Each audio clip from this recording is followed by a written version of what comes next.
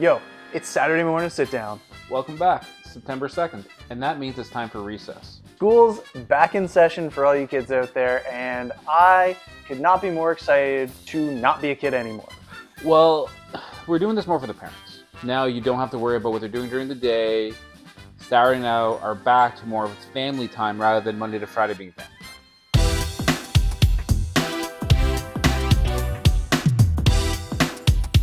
Getting down to the show, let's first get this straight out of the way. I didn't grow up watching Recess. I did, but I watched it when I was a teenager. Okay, here's the thing. I've always liked cartoon shows. I never felt liking cartoon shows and not liking cartoon shows was a thing. Same. So I always enjoyed it.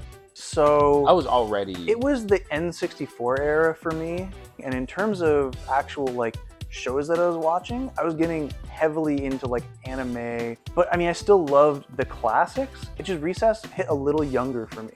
I'm older than you.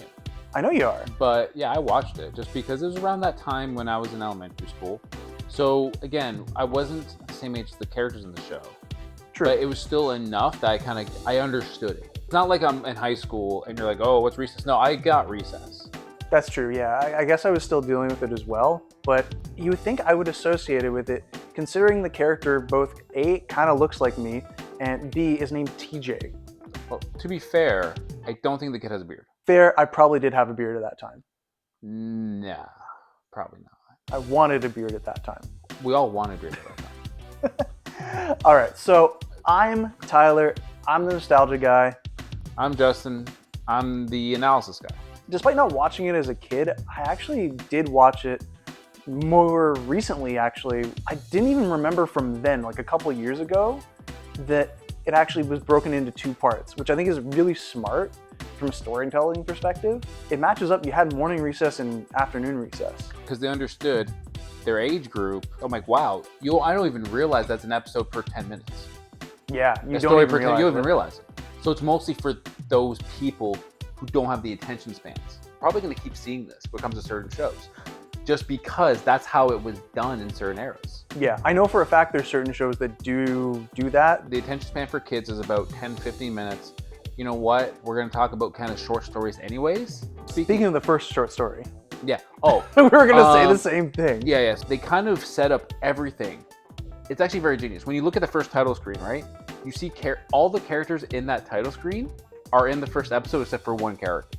I didn't notice that. But that's why it's genius. So you start off, TJ Delwild. It felt like a roller coaster ride to me because I'm not familiar with the whole Recess cast. I recognize them from looking at them and looking at their designs and maybe hearing their voices, but I don't recognize them. I don't know the characters' names fully. Getting introduced to all of these different characters. By the time that was done, I was like, I don't really know who anyone is any better other than one or two characters at this point. But what they did with the show, which was genius, is they're all archetypes. The Joker, TJ, he's clearly the leader. He gets locked up. Okay, so now the leader's gone because he's clearly going to be the focus in episodes going forward. He's the kid in the red hat. The rest of the kids, there's the nerdy one, the cool kid, the tough one, fat emotional kid. I can't remember that kid's name. The big guy? Mikey. He completely reminded me of another character that I also can't remember his name, but in Final Fantasy 16. Fair. Which is really weird. The one with the pig, I think her name is Gretchen?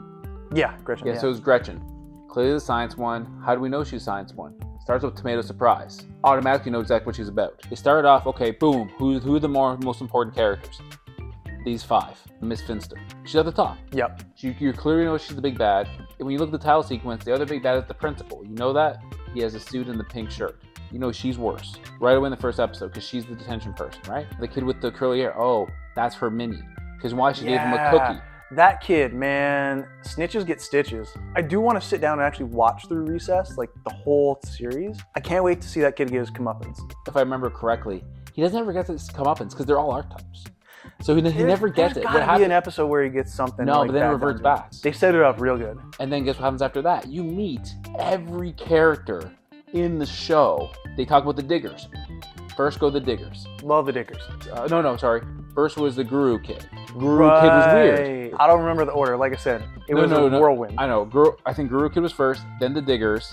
Then after the Diggers, they went to the Swinger. Then after the Swinger, they went to... I think they went to the King. Yeah, I know it's King Bob. Yeah. But then you understand immediately in the first episode, this is the playground. Guess what? Kid, off my sand. Get that kid off my sand. Immediately 6th graders. Because also this is in the United States, and also this is clearly a elementary school. There's a junior high after the high school. Yeah, like for me, I went to a school that was grade 1 to 6, and then I went to another school that was grade 1 to 8. Yeah, so I was 1 to 8. Yeah. But I understood 6 is the top of this school. That's why you had special service kid. That's why you had the other kid. Yeah. Because the 6th graders run the roost. Which is weird because for me in school, that was never the case. Yeah. Because then after that, when they're doing the heist to get him out, upside down girl is there. But then the end, there's a little joke. The digger kids go to China. That was great. That was great. I thought that was phenomenal.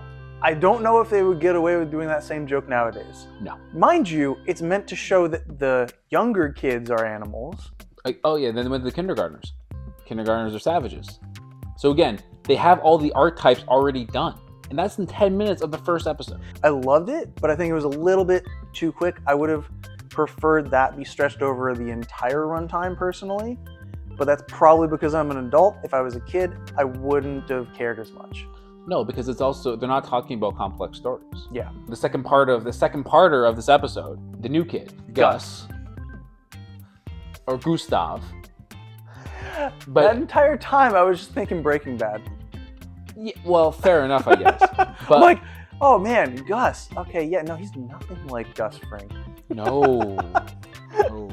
But yeah, and he's nothing like his dad. No kids are like their dads when they're that young. They're, I think, in the 4th grade. Yeah, they're 4th graders. So in the 4th grade, you're what, 8? Yeah, you're 8, 9. You parents out there, let us know down below because you're going to have a better idea than us. That's fair. And he says, okay, my dad's this cool army guy. He hasn't hit his growth spurt yet because his dad's military. They're traveling around everywhere. Yeah, and he's been at like way too many schools in way too little time. Well, that's what happens. And also, he's the only person missing from the intro that wasn't in the first episode. It was really, really deliberate. Because after the first part of the episode, Gus becomes our lens. Now here's the new kid to give you that new kid perspective, which you have as someone just watching the show for the first time. For me, the second half of the episode stood out compared to the first. I've been that new kid before. When I went from grade 6 to grade 7, it was kind of cool to see that. Mind you, I didn't have that same experience. It definitely mirrored some of the fun parts of being the new kid. Because again, now TJ brings it back up again. He's the leader. Yeah. He's like, no, we can do something. I have some favors to pull in.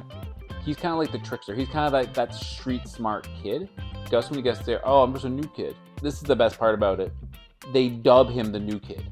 So and the previous new kid now gets his name back, which I can't remember because he's old new kid to me.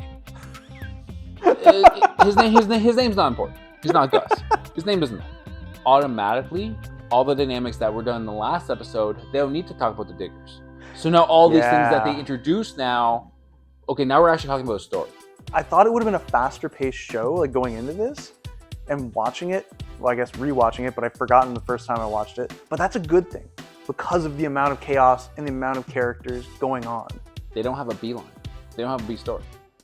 Most shows have an A story and a B story. That's a good point. So they're all their think about that. Yeah, so rather than having an A story and a B story, make it just one line, one story. Now the Gus story is new kid. How do you make friends? Boom. Because also they're trying to teach kids how to do this. Be confident, be yourself. And if people don't like you, it's fine. But chances are, people are going to be fine with you. But now let's just talk about the episode on the ranking system. All right. In my opinion, it was okay, but I think it was for its time. I don't think it's that you couldn't watch it again now, and you couldn't watch it with your kids. I think you absolutely should watch it with your kids. No, it's a solid show. But I think that little things like having no B story and just the general feel of it feels late to mid-90s. So that prevents it from being quite timeless. Maybe some of the later episodes will be. We'll maybe eventually get there and check them out. But for this one, I'm going to agree with you that it is simply just for its time with an asterisk. Yeah, it's for its time with an asterisk because it's good for its time. We're not tearing down your childhood. We're not yet. tearing down. No, Recess is a solid show. It doesn't. It's not timeless. It doesn't reach those like it's not upper timeless. echelons. It's like it's a B. It's a B. It's to give it a grade. If we're gonna say out of 5, it's a 3.5. I prefer going with the letter grades because of school. Fair. So I'm It's a going B. B's fine. It's a solid B. Tune in next week when we talk all about that greedy duck, Scrooge McDuck, in DuckTales. Woo!